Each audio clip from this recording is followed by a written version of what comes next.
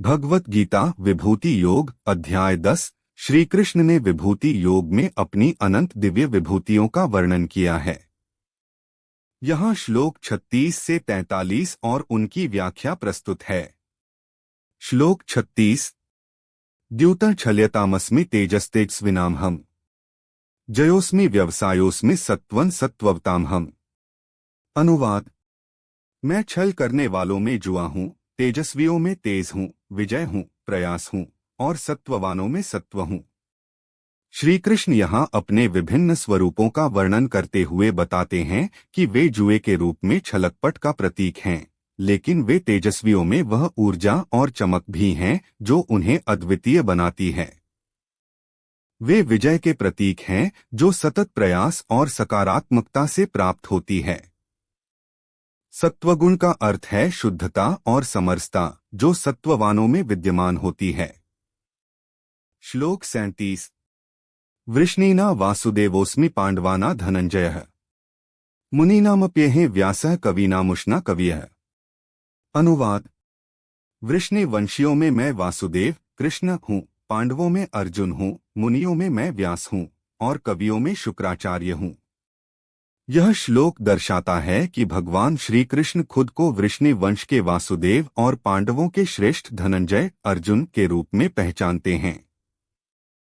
वे मुनियों में महर्षि व्यास और कवियों में श्रेष्ठ कवि शुक्राचार्य के रूप में भी प्रतिष्ठित हैं। यह उनके दिव्य व्यक्तित्व की व्यापकता को दर्शाता है। श्लोक 38।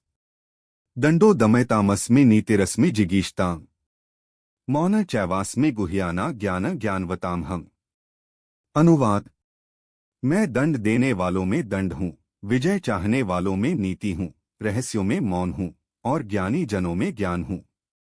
श्री कृष्ण बताते हैं कि वे अनुशासन और दंड के रूप में व्यवस्था स्थापित करते हैं। वे नीति के रूप में विजय प्राप्त करने का साधन हैं। मौन रहस्यों का प्रतीक है और ज्ञान ज्ञानी जनों की विशेषता है। यह दर्शाता है कि ईश्वर अनुशासन, न्याय, मौन और ज्ञान के रूप में विद्यमान हैं। श्लोक 39। यच्चापि सर्वभूताना बीजं तदहमर्जुन न तदस्ति विना यत्स्यान्मया भूतं चराचरम्। अनुवाद। हे अर्जुन, मैं सभी भूतों का बीज हूँ। ऐसा कुछ भी नहीं है जो मुझसे बिना हो सके, चाहे वह चल हो या अचल। भगवान श्री कृष्ण यह स्पष्ट करते हैं कि वे सभी जीवों के मूल बीज हैं, अर्थात सभी प्राणियों का स्रोत वही हैं। संपूर्ण सृष्टि में चल या अचल कुछ भी ऐसा नहीं है जो उनसे अलग हो। यह उनकी सर्वव्यापकता और सर्वशक्तिमानता को दर्शाता है। श्लोक 40। नान्तोस्ति मम दिव्याना विभूतिना परन्तप एष तुद्देशतः प्रोक्तो विभूतेर्विस्तरो मया। अनुवाद। हे परंतप अर्जुन, मेरी दिव्य विभूतियों का कोई अंत नहीं है। मैंने यहाँ केवल संक्षेप में अपनी विभूतियों का वर्णन किया है। श्री कृष्ण अर्जुन को बताते हैं कि उनकी दिव्य विभूतियां अनंत हैं और यहाँ उन्होंने केवल संक्षेप में कुछ का वर्णन किया है। यह अनंतता और महानता की धारणा को स्थापित करता है। श्लोक 41। यद्यद्विभूतिमत्सत्त्वं श्रीन्दूर्जितमेव वा तत्तदेवावगच्छ त्वं मम तेजोंश संभवम्। अनुवाद। जो भी विभूतियुक्त, समृद्ध या शक्तिशाली वस्तु है, उसे मेरे तेज का अंश जानो। इस श्लोक में श्री कृष्ण बताते हैं कि संसार की हर श्रेष्ठ, समृद्ध और शक्तिशाली वस्तु उनके तेज का ही अंश है। यह दर्शाता है कि संसार की सभी महानताएं और शक्तियां ईश्वर से ही उत्पन्न होती हैं। श्लोक 42।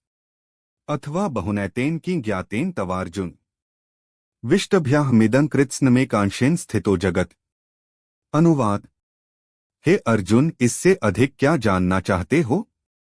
मैं अपने एक अंश से ही संपूर्ण जगत को धारण करता हूँ। श्री कृष्ण यह बताना चाहते हैं कि संपूर्ण जगत उनकी शक्ति का मात्र एक अंश है।